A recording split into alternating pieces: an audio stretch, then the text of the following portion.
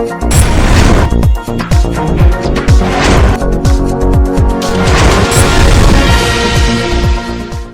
आप देख रहे हैं एनपीटीवी न्यूज परिक्रमा और मैं हूं आपके साथ आरती सिंह आजाद।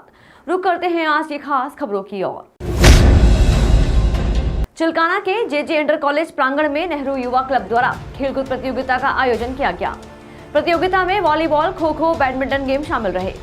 खेलकूद प्रतियोगिता का शुभारंभ थाना प्रभारी सत्येंद्र कुमार राय ने फीता काटकर किया। थाना प्रभारी सत्येंद्र कुमार राय ने कहा कि पढ़ाई के साथ साथ खेलकूद भी बहुत जरूरी है। सहारनपुर अखंड भारत विकास पार्टी के जिला अध्यक्ष शमीम अहमद के नेतृत्व में पार्टी कार्यालय पर मोहम्मद दिलशाद को महानगर उपाध्यक्ष के पद पर मनोनीत किया गया। महानगर उपाध्यक्ष सभी साथियों के साथ मिलकर पार्टी में शामिल हुए और अपने पद की गरिमा बनाए रखने का पदाधिकारियों को आश्वासन दिया।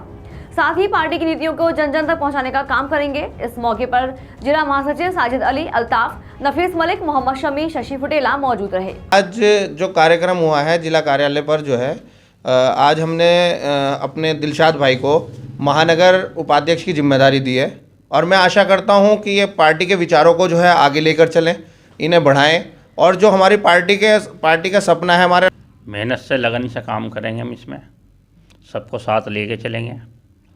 क्या पद दिया गया आपको आज? महानगर पद दिया गया है मुझे आज, उपाध्यक्ष का पद दिया गया है। तो आपने नगर निगम द्वारा स्मार्ट सिटी के नाम पर सरकार के पैसों की जा रही है बंडरबाट। नगर निगम की अनदेखी के चलते रेलवे रोड पर डिवाइडर खस्ता हालत में है, जिस पर अधिकारियों का ध्यान ही नहीं है, क्योंकि जो भी सरकार द्वारा पैसा आ रहा है उसका कर्मचारियों व कंपनी के द्वारा बंडरबाट किया जा रहा है। दबंगों से परेशान होकर कांधला निवासी पीड़ितों ने डीआईजी के दरबार में न्याय की गुहार लगाई है।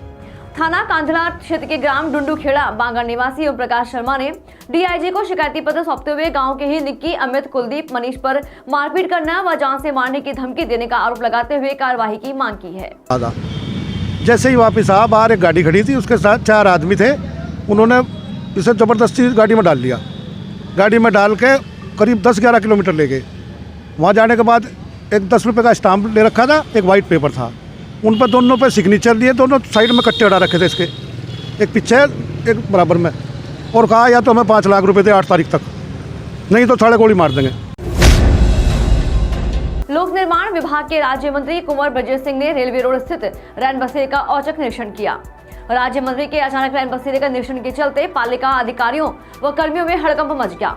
मौके पर पहुंचे अधिशासी अधिकारी धीरेन्द्र कुमार राय ने राज्य मंत्री को रैन बसेरे के संबंध में जानकारी दी। राज्य मंत्री कुंवर ब्रजेश सिंह ने बताया कि सरकार के द्वारा गरीबों को रैन बसेरा व अलाव की व्यवस्था की गई है। नहीं है।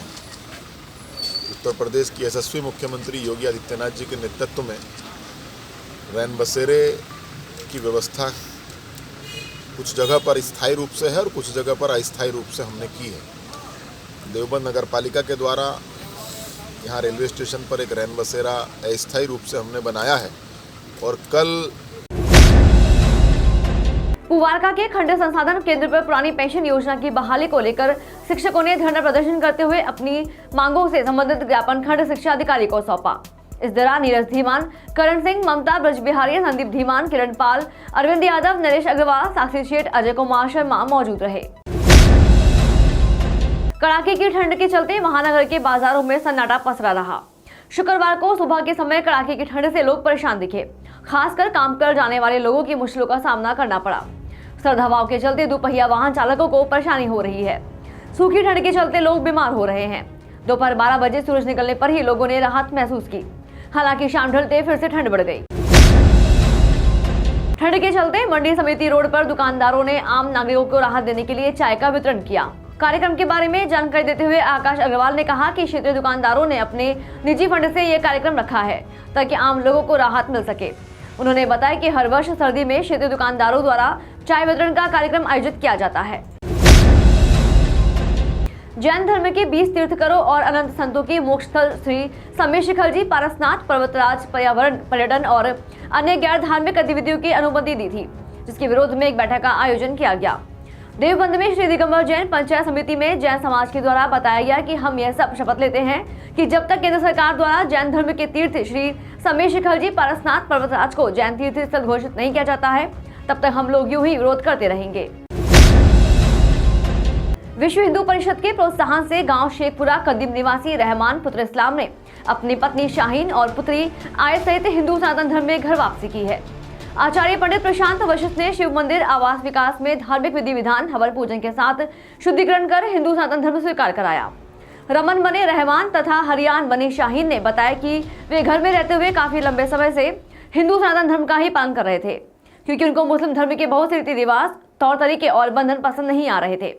इस दौरान रमेश चंद्र शर्मा, अनुपम महाजन, अभिषेक पंडित, आलोक बॉबी, देवेंद्र कुमार, अंकुर चौहान, दिव्यांश प्रणव, देवेंद्र रावत, सुरेंद्र भगत मौजूद रहे। नाम? मेरा नाम रहमान था, अब रमन है। अच्छा, आपने हिंदू वापसी की है, आप क्या कहना चाहेंगे? क्या परेशानी आ रही थी? जी, परेशानी ये है कि वैसे तो मैं 1 साल पहले मैंने मुख्यमंत्री पोर्टल पे डाला था कि मुझे सनातन धर्म में आना है। ये मेरी वाइफ है। 2020 में इनके साथ गांव के ही लोगों ने, जो कि मुसलमान हैं, हाजी लोग हैं, उन्होंने बलात्कार किया था।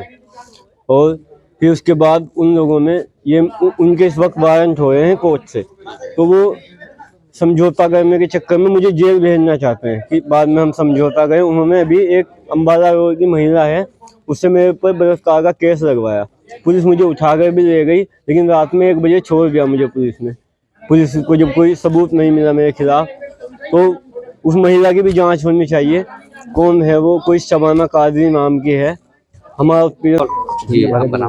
अनुज एडवोकेट, महानगर मंत्री, विश्व हिंदू परिषद, सहारनपुर महानगर। आज एक दंपत्ति ने जो है परिवर्तन करके हिंदू में वापसी की है, क्या कहना चाहेंगे इसको? कब से? रहमान के पूरे परिवार के साथ शेखपुरा कदीम के लोगों ने, मुस्लिम लोगों ने इनके साथ जो अत्याचार किया है, उसका बदला विश्व हिंदू परिषद के कार्यकर्ता लेंगे। और आज रमन जो रहमान था, अब रमन हो गया है, इसका पूरे परिवार की जिम्मेदारी विश्व हिंदू परिषद लेगा। और जो भी इनके साथ अत्याचार हुआ या जो भी इनके साथ बाल बाका हुआ, तो इसकी पूर्ण जिम्मेदारी प्रशासन की होगी। हम मीडिया के माध्यम से प्रशासन को कहना चाहते हैं कि रमन का पूरा परिवार का ध्यान प्रशासन रखे और विश्व हिंदू परिषद तन मन धन से इनका सहयोग करेगा। कब से ये मुस्लिम में, तो आज इन्होंने वापसी की है? इनका कहना है कि हम बचपन से मुस्लिम धर्म में थे, और लेकिन इनकी पत्नी के साथ 2020 में बलात्कार हुआ। 6 वर्ष पूर्व शेखपुरा के साहिब लोगों ने इनकी जीभ काट दी। तो इनके साथ जो अत्याचार हुआ है वो एक निंदनीय है। और विश्व हिंदू परिषद शुक्रवार के दिन माँ लक्ष्मी का हमारे यहाँ पर आगमन हुआ है, हम इनका स्वागत करते हैं सभी का। सहारनपुर के दिल्ली रोड पर जीवनदायी और प्राकृतिक का सौंदर्य कहे जाने वाले मृतक बड़े 2 तालाबों का आखिरकार जीर्णोद्धार हो ही गया, जो न केवल प्रकृति के अद्भुत सौंदर्य की छटा बिखेर रहे हैं, बल्कि शहर की सुंदरता को भी चार चांद लगा रहे हैं। मंडल आयुक्त कार्यालय के बराबर में तालाब का, जिसका जीर्णोद्धार कर सहारनपुर को समर्पित करने में मुख्य भूमिका निभा रहे मंडल आयुक्त और स्मार्ट सिटी बोर्ड के चेयरमैन डॉक्टर लोकेश एम, जो लगातार शहर को स्मार्ट बनाने के साथ साथ पौराणिक पहचान दिलाने के लिए प्रयासरत हैं।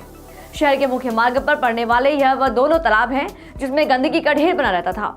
आसपास की पड़ने वाली दुर्गंध का स्रोत बनकर रह गए थे। यहाँ से गुजरने वाले लोगों को मुंह ढककर और नाक बंद करके जाना पड़ता था, लेकिन आज यहाँ से जाने वाले लोगों को केवल ये तालाब सुंदरता का एहसास ही नहीं करा रहे, उन्हें अपनी ओर आकर्षित भी कर रहे हैं। सर, जो ये तालाब का सौंदर्यीकरण हुआ है, बहुत सुंदर लग रहे हैं। क्या है और कितनी लागत आई है और क्या आगे की प्लानिंग है? जिस तालाब के बारे में आप बात कर रहे हैं, हमारा ऑफिस के बगल में कई दिनों से तालाब खाली पड़ा था। तालाब में बहुत गंदा पानी भरा होता और बहुत बदबू भी आ रहा था। आसपास का इलाकों में, वहाँ पर जितने भी कॉलोनी है, उन लोगों को भी कंप्लेंट था और हमें भी ऑफिस में बैठने में बहुत मुश्किल हो रहा था। तो इस तालाब को हम लोग जन सहयोग से पूरा अच्छा से हम लोगों ने इसको सही करा दिया। अभी पूरा चारों ओर हम लोगों ने उसको पिचिंग का काम कराया एंड अभी रेलिंग और पेवर भी हम लोग लगा रहे ताकि आगे जाकर ये पब्लिक के लिए बहुत बड़ा तालाब है, 1 हेक्टेयर के आसपास है, लोग यहाँ पर टहल सकते हैं, जॉगिंग कर सकते हैं। इस टाइप का हम लोग इसको डेवलप कर रहे हैं। मतलब स्वास्थ्य। जनपद मुजफ्फरनगर के कस्बा खतौली में जैन समाज के व्यक्तियों ने कहा कि केंद्र और झारखंड सरकार द्वारा जैन समाज के पवित्र तीर्थ स्थल को पर्यटक स्थल घोषित करना जैन समाज की धार्मिक भावनाओं के साथ खिलवाड़ करना है। चेतावनी दी गई है कि इसका खामियाजा केंद्र सरकार को भुगतना पड़ेगा। मुजफ्फरनगर के खतौली में जैन समाज में रैली निकालते हुए समेत शहर को पर्यटन स्थल घोषित करने के विरोध में जबरदस्त प्रदर्शन किया गया। इस दौरान जैन समाज से जुड़े लोगों ने कहा कि सरकार के इस फैसले को किसी भी सूरत में बर्दाश्त नहीं किया जाएगा। इस मौके पर जैन समाज की महिलाओं ने केंद्र सरकार के विरोध में नारेबाजी की। और प्रदर्शन करते हुए सकल जैन समाज के पदाधिकारियों ने आरोप लगाया कि सरकार ने समाज की भावना को आहत किया है। प्रदर्शन में शामिल खतौली विधायक राजा भैया ने कहा कि जैन समाज की आवाज को विधानसभा में उठाने का वह काम करेंगे। सरकार का है, उसने बहुत गलत तरीके से हमारा तीर्थ स्थल, पवित्र तीर्थ स्थल हड़पने का कार्य किया है। हम झारखंड सरकार के मुर्दाबाद करते हैं और उससे सतर्क करते हैं कि ये जग जाए और ये जो काला कानून उसने बनाया है उसे तत्काल वापस ले। अगर वो नहीं लेता है तो पूरे देश का पूरा समाज झारखंड को एक एक चप्पे चप्पे में घेर लेगा। इतने करोड़ों आदमी पहुंच जाएंगे वहाँ पे झारखंड। धन्यवाद।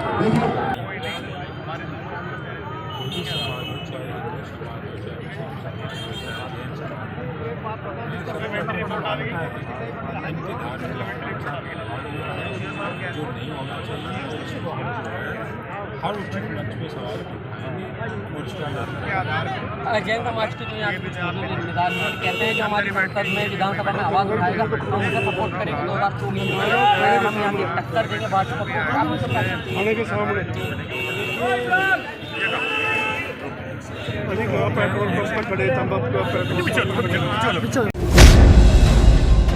देर रात उत्तराखंड के ऋषिकेश से वापस लौट रहे भारतीय क्रिकेटर ऋषभ पंत की कार अचानक डिवाइडर से टकरा गई और कार में आग लग गई।